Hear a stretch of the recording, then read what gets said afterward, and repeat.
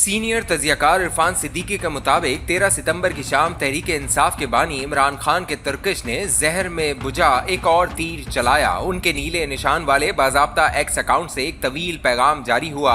इस पैगाम में एक बार फिर आर्मी चीफ सैयद आसिम मुनीर को निशाना बनाया गया। एक बार फिर हमूदुर रहमान रिपोर्ट की वर्क गर्दानी गई। एक बार फिर याया खान और मुजीबुर रहमान की याद ताज़ा की गई। एक बार फिर काजी फायद ईसा पर संगबारी की गई। एक बार फिर मेरे पाकिस्तानियों को इनकलाब बर्पा करने के लिए सड़कों पर आने के लिए उकसाया गया। अढ़ाई माह कबल जून के पहले हफ्ते में भी एक ऐसा ही हशर बपा ट्वीट खान साहब के ऑफिशियल और मुसद्दका अकाउंट से आया था। उसमें भी आर्मी चीफ सैयद आसिम मुनीर और याया खान की तस्वीर पहलू ब पहलू सजाते हुए बावर कराया गया था कि आज के हालात भी सकूते डाका जैसे हैं और फर्द वाहिद मुल्क की तकदीर से खेल रहा है। तब खासा शोर मचा था और पीटीआई को मदाफाना पॉलिसी इख्तियार करना पड़ी थी। खान साहब के करीबी साथियों ने रंगारंग वजाहतें पेश की। रऊफ हसन ने लाताल्लुकी का इजहार करते हुए इत्तला दी कि हमारा अकाउंट तो अमेरिका से हैंडल होता है। अली मोहम्मद खान ने वादा किया कि आइंदा खान साहब की इजाज़त के बगैर उनके अकाउंट से कोई बयान जारी नहीं होगा। खान साहब ने उस वक्त भी वाज़ेह तरदीद या तस्दीक के बजाय घूमगू की हिकमत अमली इख्तियार की थी। अवाम को घरों से निकलने और इनकलाब बपा करने की तलकीन करने वाले बानी तहरीक इंसाफ के अपने पैकर खाकी में इतनी जान नहीं कि वो अपना सीना थपथपाते हुए कहें, हाँ ये मेरा ट्वीट है। पीटीआई के फिदाइन का नारा है, इमरान खान नहीं तो पाकिस्तान नहीं। दर्जनों वाक़यात ऐसे हैं जिनसे तस्दीक होती है कि खुद इमरान खान भी इसी फ़लसफ़े सियासत को अपनी सियासी हिकमत अमली का जुज़े आज़म ख्याल करते हैं। उनके वज़ीर आज़म बनने से पहले की अलिफ लेला को एक तरफ रखते हुए उनकी उजले इक़्तिदार से रुखसती के बाद की कहानी भी कुछ कम हिजान खेज नहीं। इमरान खान हमारी तारीख के पहले और आखिरी वज़ीर आज़म हैं जिन्हें ऐवान ने अपने वोटों के बल पर एक शफ़ाफ़ आईनी मश्क के जरिए घर का रास्ता दिखाया। पहले वज़ीर आज़म लियाकत अली खान तो कत्ल हो गए। ख्वाजा नाज़िमुद्दीन से शहबाज शरीफ तक कोई बेमोहरी हालात किताब ना लाकर मुस्ताफ़ी हो गया। किसी का सर 58 2B की शमशीर से कलम कर दिया गया। कोई बेमहार जजों के कहर का निशाना बन गया और कोई फौजी आमरों का लुकमा। किसी एक के खिलाफ ये ऐवान ने अदम एतमाद नहीं किया।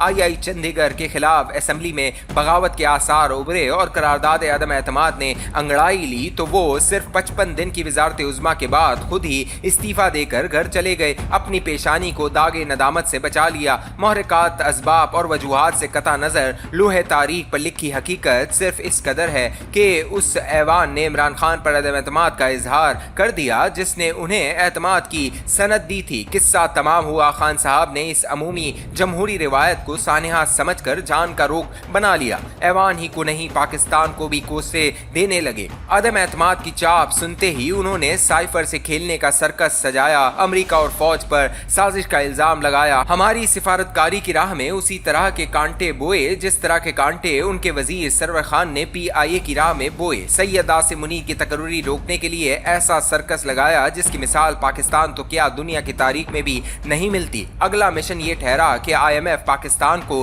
कर्ज न दे। पाकिस्तान के लोग अफलास का शिकार होकर उनके अहद ज़र्री की याद में आहें बरतने लगे। अपने साबिक वजीर खजाना और सेनेटर शौकत तरीन के जरिए खैबर पख्तूनख्वा और पंजाब के वज़राए खजाना को हुक्म दिया कि वो IMF को खत लिखकर खबरदार करें कि पाकिस्तान की मदद न की जाए। फिर खुद IMF को तंबी आमेज खत लिखा कि पाकिस्तान चूंकि इंसानी हुकूक पामाल कर रहा है इसलिए उसे हरगिज मदद न दी जाए। मजीद दबाव बढ़ाने के लिए अपने फिदायीन के जरिए IMF हेडक्वार्टर के सामने एहतजाजी मुजाहरा किया। फिर लाखों डॉलर से खरीदी गई लॉबिंग फर्म्स के जरिए अमरीकी कांग्रेस से पाकिस्तान मुखालिफ करारदाद मंजूर कराई। गैर मुल्की सिफारत खानों में वफूद भेज कर उन्हें बावर कराया कि पाकिस्तान की सूरत हाल तो भारतीय मकबूजा कश्मीर और गजा से भी बदतर है। जुल्फी बुखारी के जरिए बरतानवी हाउस ऑफ लॉर्ड से पाकिस्तान मुखालिफ बयानात जारी कराए। अपने हमदम देरीना जुल्म खलीलजाद को आलमी सतह पर फौज और रियासत के खिलाफ जहर अफशाई पे उभारा। इस सारी तगोदौ में उनका मकसद जाती सियासी अहदाफ और निशाना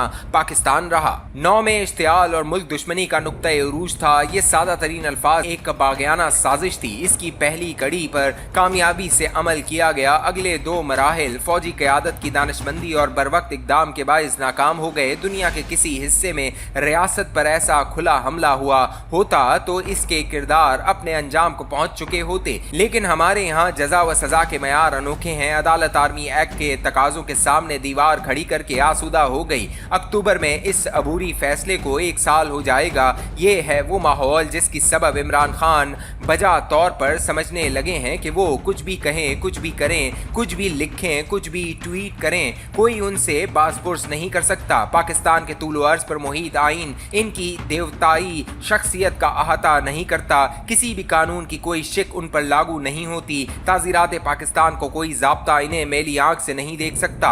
आइन व कानून की बेचारगी, रियासत की बेहिकमत अमली और अदलिया की माशिकाना फराग कल्बी ने उन्हें ये बावर करा दिया है कि वो कोई भी जुर्म कर लें, उन पर दायमी इस्तिस्ना की चादर तनी है। ताज़ा तरीन ट्विटर पैगाम 9 मई का प्रिंट एडिशन है। इसके एक एक लफ्ज से आग के शोले लपक रहे हैं। ये अव्वल व आखिर बगावतनामा है। तसव्वुर कीजिए कि अगर यही बाग़ियाना बयान किसी और छोटी या बड़ी जमात के किसी रहनुमा की तरफ से आता तो इस पर क्या गुजरती। 20 साल कबल जावेद हाशमी को हर सू गर्दिश करने वाला एक खत दिखाने पर गद्दारी, साजिश और बगावत के इल्ज़ाम में 23 साल कैद की सज़ा सुना दी गई थी। गुज़िश्ता 2 बरस में साइफर से ट्विटर तक एक मखसूस रियासत मुखालिफ और बड़ी हद तक मुल्क दुश्मनी रवैया खान साहब के किरदार और अमल पर हावी नज़र आता है। इसे वो सियासत करार देते हैं। यही वो औसाफ उनकी जमात के रगो रेशा में भी समा गए हैं। हुसूल इक़्तिदार के गैर जमहूरी हरबों, अहद इक़्तिदार के फस्तानी कारनामों और बादज़ इक़्तिदार के वतन दुश्मन रवैयों को समेट कर अगर नौ दरियाफ़्त शुदा मसनूई ज़हानत AI को कोई चेहरा